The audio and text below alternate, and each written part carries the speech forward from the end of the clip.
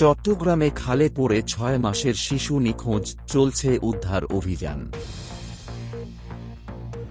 চট্টগ্রাম নগরের কাপাসগোলা এলাকায় ব্যাটারিচালিত রিকশা উল্টে খালে পড়ে ৬ মাস বয়সী শিশুসহ এক নারী। পরে মাকে উদ্ধার করা গেলেও শিশুটি পানির স্রোতে তলিয়ে যায়। শিশুটিকে উদ্ধার অভিযান চালাচ্ছে ফায়ার সার্ভিস ও নৌবাহিনী। শুক্রবার রাত ৮টার দিকে কাপাসগোলার নবাব হোটেলের পাশে এ ঘটনা ঘটে। রাত ১টার দিকে শেষ খবর পাওয়া পর্যন্ত শিশুটিকে উদ্ধারে ফায়ার সার্ভিস ও নৌবাহিনীর ডুবুরি দল ও চসিকের কর্মীরা কাজ করছেন।